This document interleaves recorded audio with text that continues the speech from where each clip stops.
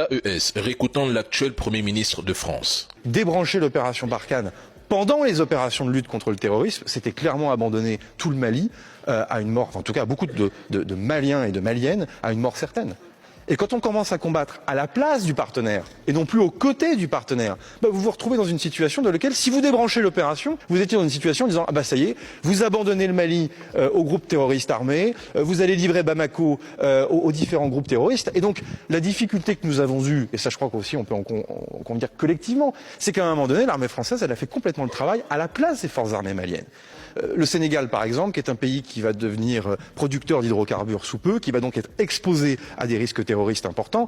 Je veux dire, soit on fait à côté, soit on fait à leur place, c'est pas à l'ordre du jour, soit on leur permet de faire. Et si on leur permet de faire, il y a évidemment un niveau d'équipement qu'il faut atteindre. Ça pose des questions sur les prix, les modèles économiques que notre BITD, Base industrielle et technologique de défense, doit aussi proposer à l'Afrique. Et je le dis ici sans embâge, je suis le ministre de tutelle des industries de défense, je les aime, mais enfin pendant de nombreuses années, le marché africain ne les intéressait pas.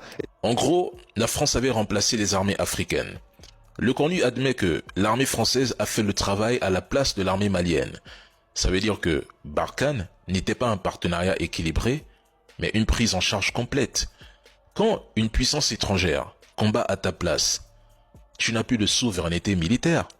Tu deviens spectateur de ta propre sécurité et surtout de ta propre survie. Donc, oui, la France se rendait indispensable, puis accusait les Africains de ne pas être capables si elle partait.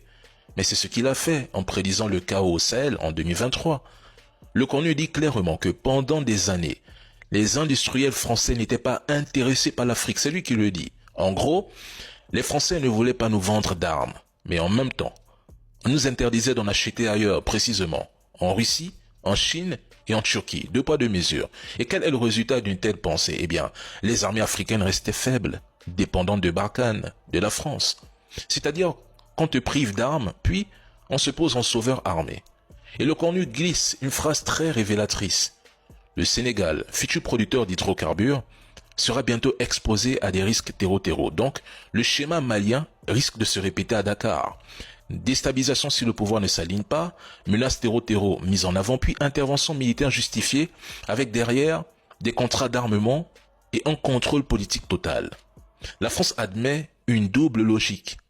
Soit elle agit à la place des Africains comme elle le faisait au Mali, soit elle agit avec eux, partenariat, chose improbable, car elle ne te fournit pas d'armes, soit elle les laisse agir, mais alors, attention, il faut les équiper, et comme ils ne peuvent pas t'équiper, on retourne au point numéro 1, c'est-à-dire agir à ta place sans t'équiper. Résultat, dépendance militaire totale et ressentiment populaire.